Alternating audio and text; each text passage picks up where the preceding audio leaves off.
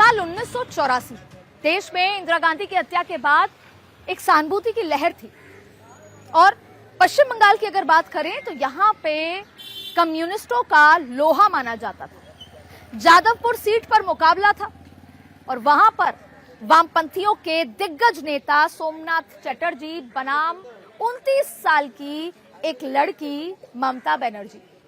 मुकाबला इतना जबरदस्त हुआ कि देश हैरान रह गया जब इस जॉइंट किलर ने सोमनाथ चटर्जी को उनके गढ़ में ही शिकस्त दे दी और तब जाके भारतीय राजनीति को एक नाम मिला जो नाम था ममता बनर्जी। और आज 15 साल बाद भी ममता दीदी नाम से कहलाए जाने वाली ममता बनर्जी बंगाल के दिल में तो बसती है, लेकिन वो क्या वजह है जो भारतीय जनता पार्टी ने मां माटी मानुष को उनके खिलाफ ये नारा खड़ा कर दिया और आज भारतीय जनता पार्टी और टीएमसी आमने सामने आंख में आंख डाल के इस चुनाव में मुकाबला कर रहे हैं। ये अलग बात है कि 15 साल के लंबे शासन के बाद ममता दीदी बंगाल के दिल में बसती हैं। उनकी सफेद साड़ी, सादा जीवन और सड़क से सत्ता तक का सफर आज भी बंगाल की घर घर की कहानी है। लेकिन कहते हैं ना, सियासत में भावनाएं हमेशा जीत की गारंटी नहीं होती। आज बंगाल के चौक चौराहों पर एक ही सवाल तैर रहा है कि जिस माँ माटी मानुष के नारे ने ममता को बंगाल का मसीहा बनाया, आज बीजेपी ने उसी नारे को उनके खिलाफ सबसे बड़ा हथियार बना लिया। ममता दीदी, आपको शर्म आनी चाहिए। आप गुंडों को डराने की जगह हमारे दीदी लोग को डराती हो। मैं आज कहकर रखता हूं सभी माताओं बहनों को, ममता का समय पूरा होता है 4 तारीख को और 5 तारीख को आपका टाइम चालू होता है। आपको डरने की जरूरत नहीं है। कोई गुंडा आपका बाल बांका नहीं कर सकता, बाल बांका नहीं कर सकता। बंगाल का चुनावी मिजाज ये कहता है इस बार बंगाल से चौंकाने वाले नतीजे सामने आ सकते हैं। बीजेपी का दावा है कि इस बार जनता बंगाल में परिवर्तन करने के लिए पूरी तरह से मन बना चुकी है।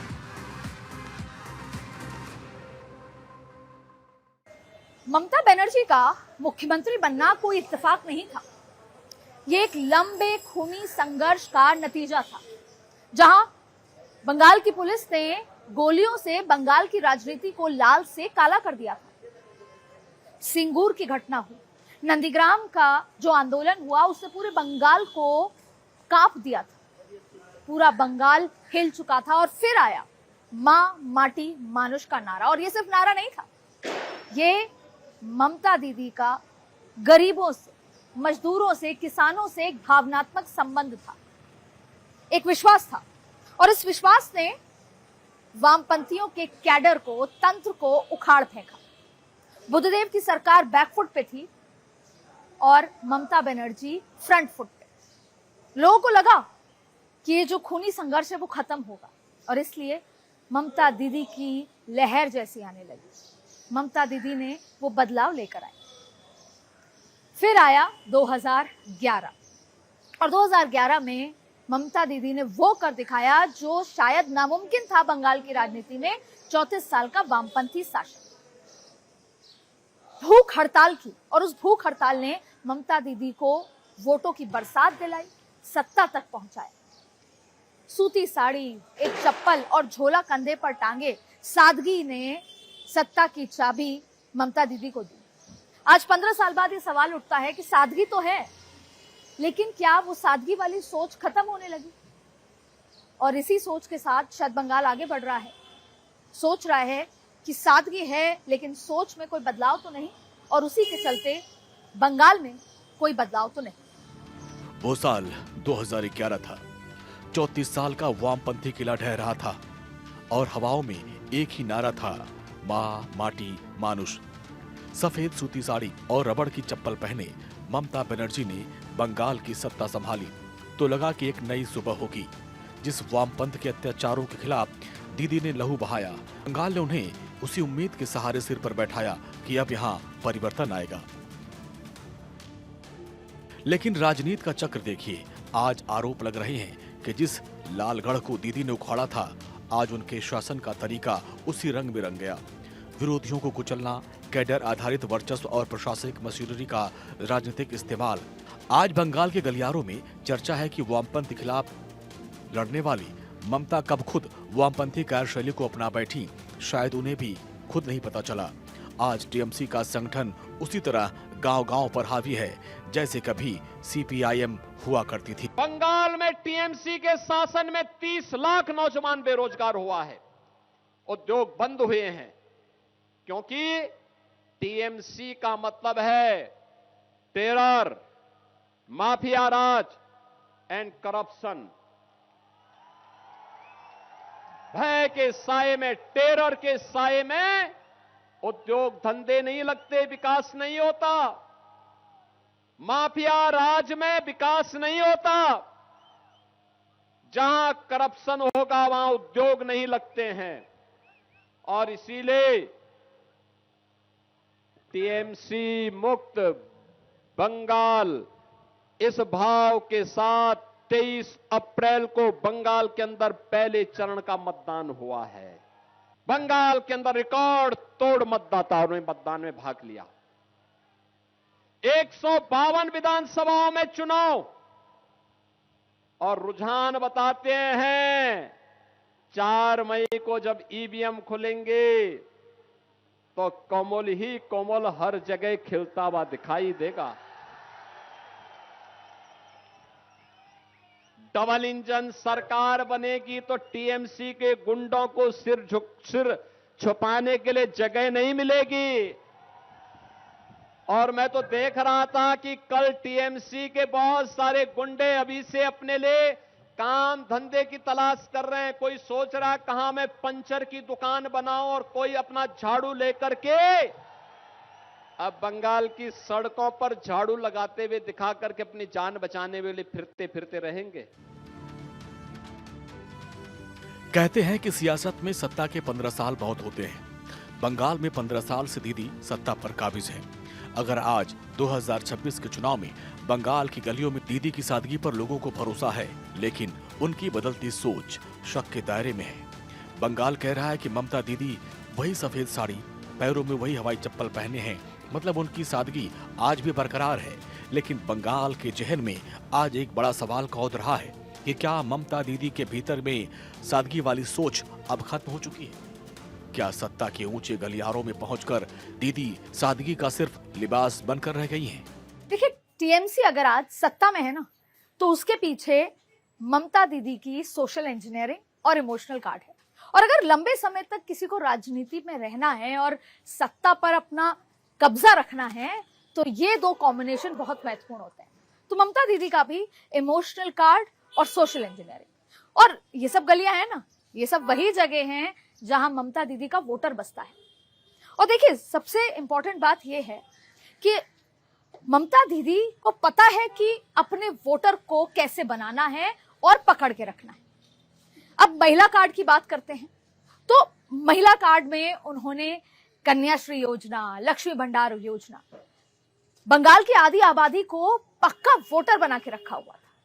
फिर अगर पब्लिक कनेक्ट की बात करें तो सरकार आपके द्वार, यानी सरकार आपके आंगन तक आएगी, और बंगाल के बाबुओं को अपने दफ्तरों से निकलकर सरकार के जनता के आंगन तक जाना पड़ा कि क्या काम है, सरकारी योजनाएं पहुंचानी पड़ी। तो ये पब्लिक कनेक्ट था। और फिर अगर बात करें सोशल इंजीनियरिंग की, तो जो ग्रामीण इलाके हैं, रूरल इलाका जो वोट करता है, वहां पे मतवा समाज और इमाम, ये 2 वोट बैंक ऐसे हैं जिसको पकड़ कर रखा हुआ था इस तरीके से कि विपक्ष को ममता के सामने जैसे कि लोहा नाको चने चबाने की जो बात होती है, वैसा लगने लगा। लेकिन 2021 आया, और 2021 में ममता बनर्जी ने खेला होबे का नारा दिया, और फिर 21 में जब नतीजे आए तो ममता बनर्जी ने ये प्रूफ कर दिया कि वो अपने घर की शेरनी है। लेकिन अब आज हम चुनाव में जमीन की नब्ज को समझने आए, जबकि 2026 में तो ममता दीदी को प्यार करने वाले बहुत लोग मिले, लेकिन नाराज भी बहुत लोग मिले। आज हिंसा से डर लगा, महिलाओं की सुरक्षा से डर लगा, कट मनी से डर लगता है, और जो युवा हैं उनको डर लगता है कि फैक्ट्री नहीं लगी, नौकरी नहीं है, पढ़ा लिखा युवा रिक्शा चला रहा है, ऑटो चला रहा है, कैब चला रहा है। तो ये सारे सवाल हैं जो ममता दीदी के सामने खड़े हैं, क्योंकि सवाल तो सरकार से ही पूछे जाते हैं। कहा जाता है कि पश्चिम बंगाल की सियासत में ममता बनर्जी सिर्फ एक मुख्यमंत्री नहीं है, बल्कि इमोशनल और सोशल इंजीनियरिंग की वो माहिर खिलाड़ी हैं। लेकिन 2026 के चुनावी शोर में दीदी के खिलाफ नाराजगी का गुबार है। कहीं हिंसा का खौफ है तो कहीं असुरक्षा का साया। कहते हैं जिधर जवानी चलती है उधर जमाना चलता है, लेकिन बंगाल का पढ़ा लिखा नौजवान सिर पर हाथ धरे बैठा है। जिन हाथ में पेन होना चाहिए वो आज रिक्शा का हैंडल थामे है। अब डिग्री के बोझ तले दबा नौजवान कैब चला रहा है तो सरकारी दावों की कलई खुलती नजर आती है। हिंदुस्तान मोटर का कारखाना यहां बंद हो गया, नए कारखाने आए नहीं हैं। युवाओं, आप चिंता मत करो, चुनाव के बाद सारे कारखाने वापिस आएंगे जिसमें मेरे युवाओं को रोजगारी मिलेगी, रोजगारी। भाइयों बहनों, हमने तय किया है कि बेरोजगार युवाओं को हर महीना 3,000 रुपये का चेक देंगे। एक वक्त था जब बंगाल पूरे देश को नौकरियां देता था। कोलकाता बंगाल की आर्थिक राजधानी हुआ करती थी, लेकिन आज बंगाल का नौजवान हाथ में डिग्री लेकर दूसरे राज्यों की ओर पलायन करने को मजबूर है। सिंगूर में जिस टाटा नैनो को दीदी ने भगाया था वो एक प्रतीक बन गया उद्योगों के जाने का। आज राज्य में बड़ी फैक्ट्रियां नहीं हैं। आईटी हब की रेस में बंगाल पिछड़ गया। जो सोनार बांग्ला का सपना था वो अब प्रवासी मजदूरों के दर्द में बदल चुका है। चुनाव के नतीजे 4 तारीख को आएंगे, वो जो भी आए। मेरे पीछे एक बोर्ड है, उस पर लिखा है उन्नति। तो मैं उम्मीद करती हूँ कि इस बार बंगाल में जो भी सरकार आए वो कम से कम बंगाल की उन्नति को लक्ष्य रखकर आए। कैमरा पर्सन अनूप के साथ अदिति नागर, बंगाल।